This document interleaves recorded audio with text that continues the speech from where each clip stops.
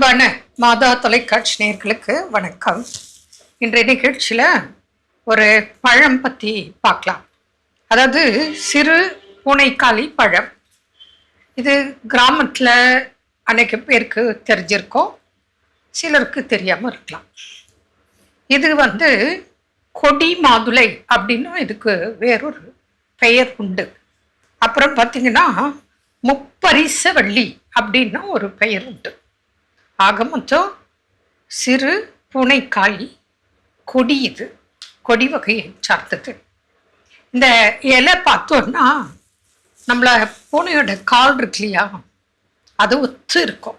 அதனால தான் இது சிறு பூனைக்காளி பழம்னு பெயர் வச்சிருக்கலாம். இதோட பயன்பாடு என்ன அப்படின்னு பார்க்கும்போது, நம்மளோட முன்னோர்கள் அது சித்தா ஆயுர்வேதா எந்த ட்ரீட்மெண்ட்னாலும் சரி, அனைவரும் இதை பயன்படுத்தியிருக்காங்க. இது எந்தெந்த வகையில் பயன்படுது அப்படின்னா, இது சாதாரணமாக கிராமத்தில் அதை பறித்து கொஞ்சம் மஞ்சள் கலரில் இருக்கும். நல்லா பழுத்ததுன்னா இன்னும் கொஞ்சம் கலர் நல்லா வரும். அதை அப்படியே எடுத்து சாப்பிடுவாங்க. அதை உரித்து பார்க்கும்போது பழத்தை இந்த ஃபேஷன் ஃப்ரூட்டில் சீடு மாதிரி இருக்குல்ல, அது போல் ஏறக்குறைய இருக்கும். கொஞ்சம் புளிப்பும் இனிப்பும் கலந்து சுவையாக இருக்கும். இதை மருத்துவ ரீதியாகவும் பயன்படுத்துறது வழக்கத்தில் இன்றைய காலகட்டத்தில் இருந்து கொண்டு இருக்கு. அது மாத்திரம் இல்லை, அழகு சாதன பொருட்களும் இதை பயன்படுத்தி தயாரிக்கிறாங்க. நமக்கு ஒரு பக்கம் இன்டர்னல், ஒரு பக்கம் எக்ஸ்டர்னல், நமக்கு இது பயன்படுது. இப்போது அழகு சாதன பொருட்களை இது பயன்படுத்தும் போது எக்ஸ்டர்னலாக நமக்கு பயன்படுது. இன்டர்னலாக இதை பயன்படுத்தி மருந்துகள் தயாரித்து கொடுக்கிற போது என்னென்ன நோய்களுக்கு நல்லது, என்ன பிரச்சனைகளுக்கு நல்லது அப்படிங்கிறத இன்னைக்கு பார்க்க போகிறோம்.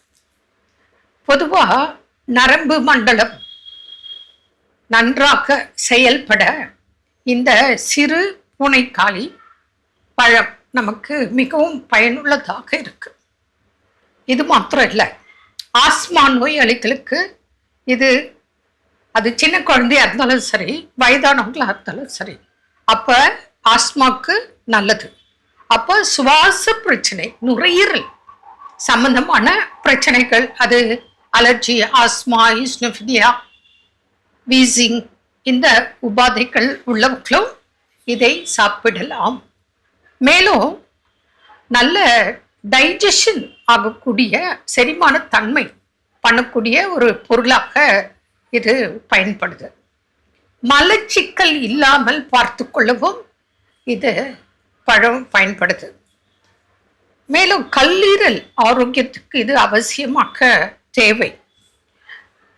இப்போ நிறைய பேருக்கு இரத்த சோகை, அனிமிக் பிளட்டு குறைவு இல்லையா, ஹீமோகுளோபின் பர்சன்டேஜ் கம்மி இல்லையா, அதற்கும் இந்த பழத்தை சாப்பிடலாம்.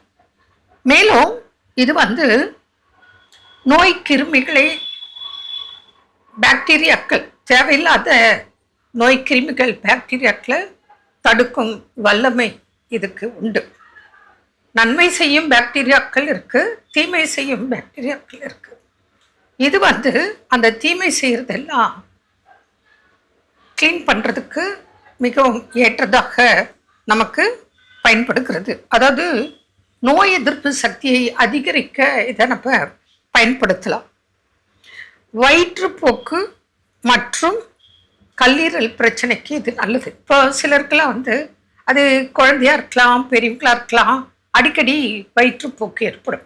அப்போ அவங்க இந்த பழத்தை சாப்பிடலாம்.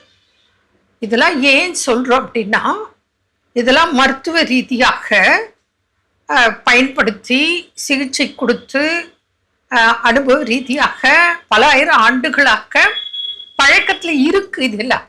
அப்போது இதை கிடைச்சா நீங்கள் சாப்பிடலாம். அப்படி இல்லைன்னா இதெல்லாம் மருந்துகளில் சேர்த்து தயாரித்து இப்போ இத்தனை நோய்க்கு கொடுக்கக்கூடிய மருந்துகளில் இது பங்களிப்பு உண்டு. இது மாத்திரம் இல்லை, தூக்கமின்மைக்கு தயாரிக்கும் மருந்துகளோட இதன் பயன்பாடும் அவசியமா இருக்கு. அதனால ஜென்ரலா இது கிடைச்சதுன்னா, ஏன்னா ஃப்ரெஷ் ஃப்ரூட் கிடைக்கிறது உங்களுக்கெல்லாம் கடினம், வில்லேஜ் சைட்ல கிடைக்கிறது ஈஸி. கிடைக்கிறவங்க டைரக்டாக பயன்படுத்தலாம். ஏன்னா அவ்வளோ மருத்துவ குணம் நிறைந்த ஒரு பழமாக இது கருதப்படுது. மீண்டும் சொல்கிறேன், இது பேர் முப்பரிசவள்ளி, இன்னொரு பேர் கொடி மாதுளை, இன்னொரு பேர் சிறு பூனைக்கால் பழம்.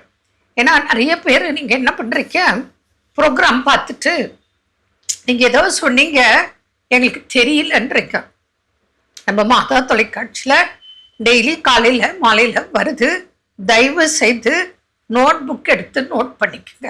அப்போ உங்களுக்கு எப்போ டவுட்டுனாலும் பார்த்து தெரிஞ்சுக்கலாம். ஆக மொத்தம் இன்றைக்கு இந்த பழத்தோட பயன்கள் பார்த்தோம். மீண்டும் நாளை சந்திப்போம். நன்றி. அன்னை மரியே வாழ்க.